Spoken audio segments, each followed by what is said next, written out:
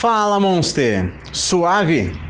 Hoje nós estamos passando aqui para fazer aquele quadro legal que fizemos uma vez e resolvemos repetir, porque a interação com vocês é o que a gente mais quer. Hoje é dia de responder as suas perguntas.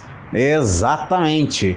Vai com a gente até o final, porque numa dessa, uma das suas perguntas estará respondidas aqui no vídeo. Eu sou o Kleber Sá, aquapaisagista profissional, e você está aqui no canal da Aquarium Monster Shop.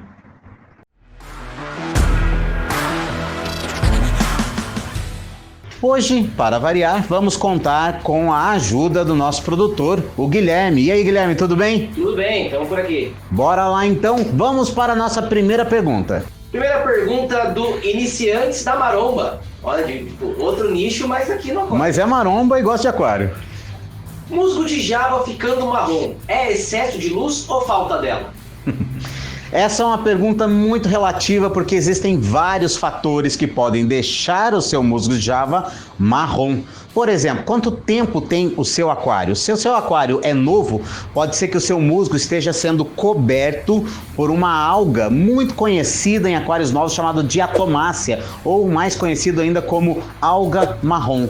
Mas ele pode estar também ficando marrom por falta de nutrição. Inclusive, nós falamos já sobre algas em alguns vídeos anteriores, sobre o motivo de algumas algas. Dá uma olhada nesse card aqui, vale a pena assistir esse vídeo. Mas talvez seja falta de fosfato.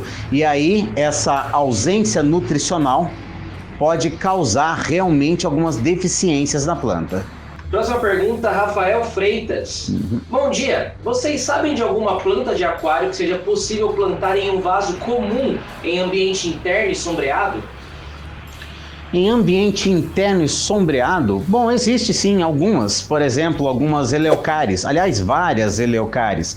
Algumas anúbias, é importante você adaptar as anúbias, inclusive anúbias de porte médio, como por exemplo a couve-folha, que tem uma folha que para o aquário pode até ser razoavelmente grande, dependendo do tamanho do seu aquário, mas num vaso seria uma planta pequena. Enfim, existe uma listinha boa, viu? Que se eu for falar dela aqui, a gente vai passar um bom tempo. Próxima pergunta, Herbert Rocha. Fala, Kleber. Dá dica de poda para plantas que mudaram do estado emerso para o imerso e perderam as folhas de baixo. Bom, veja, se perdeu as folhas de baixo é porque certamente, Herbert, a luz não está chegando lá embaixo, ou ainda alguma deficiência nutricional, como por exemplo falta de nitrogênio. Muitos dos nutrientes que são móveis nas plantas são mandados pela própria planta de baixo para cima para manter o crescimento, a dominância apical da planta. E é simples, você precisa de repente colocar um pouco mais de nitrogênio e a poda pode ser feita no talo mesmo, onde a planta começou a nascer, corta aquela parte, depois elimina a parte que está sem folha, porque você não acha ela legal, não acha ela bonita, e replanta as ponteiras. Manter baixo pode ser interessante, caso você perceba que é por causa de sombreamento. E outra coisa que você pode fazer é aumentar a intensidade de iluminação, porque aí a planta vai crescer mais, mas a luz é tão intensa que ela consegue penetrar e fazer com que mesmo na base dela as folhas continuem existindo. Pergunta do Fábio Camura sobre cladoforas, no vídeo de cladoforas. Ele pergunta, com a aplicação constante de carbono orgânico, ela se dissipa mesmo ou é um tratamento infinito? Essa pergunta, Guilherme, é capciosa. Por quê? Porque cladofora é uma alga que ela prospera em ambientes bem equilibrados no aquário. Tudo que faz bem para as plantas vai fazer bem para a cladofora. É a alga que mais, se você tiver ela no seu aquário, que mais vai bem quando o aquário está equilibrado. Ou seja, sim, pode ser um tratamento eterno, sim. O que você pode fazer é justamente manter sob controle, porque talvez você não consiga eliminar nunca a cladofora do seu aquário, a não ser que você resete o seu aquário, coisa que eu particularmente não acho que é válido. Eu tive um aquário para concursos que realmente acabou em algum momento aparecendo um foco de cladofora. O que eu fiz? Retirada manual. injeção de carbono orgânico na região e eu mantinha sob controle. E como era constante, acabou que eu fiz a foto final, a alga não se proliferou de uma maneira absurda e ficou tudo bem. Ou seja, às vezes a gente acaba tendo que conviver com a cladofora.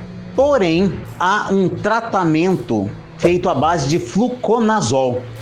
Esse é um tratamento que pode afetar inclusive as plantas, apesar de ter gente dizendo que não, mas nós já temos experiência com pessoas que usaram fluconazol e deu uma miada nas plantas. Mas planta acaba sobrevivendo, então de repente se você consegue eliminar a cladofora, enfim, você tem que pesar na balança e ver se vale a pena ou não. Uma pergunta lá naquele vídeo daquele plantio de jumbo que tem uma bromélia para fora do aquário, ela fica na parte de cima, imersa. Ele está perguntando qual a frequência de rega das bromélias. Legal, gente, olha só, bromélias são plantas epífitas, são plantas que não precisam, claro, algumas bromélias não são, mas a maioria das bromélias, eu não digo a maioria, mas várias delas são epífitas e não precisam de substrato, mas também não podem ficar o tempo todo encharcadas. Eu recomendo que você regue com bastante água, cerca de 2 vezes por semana. Isso vai depender da região onde você mora, por exemplo, se a região é muito quente, se você está usando muita intensidade de luz em cima da sua bromélia, então tem uma série de fatores que podem afetar. Você vai ter que sentir a bromélia, mas eu diria que 2 a 3 ou até no máximo 4 vezes por semana, encharcando bem, mas não passando muito de 4 vezes, pode ser o ideal. Cada bromélia é um caso, o negócio é sentir como ela reage. Pergunta do Círio Rodrigo Chagas Cordeiro. Fala, Kleber, uma dúvida. Remontei um aqua plantado, mantendo o substrato fértil antigo e adicionei pastilhas fertilizantes.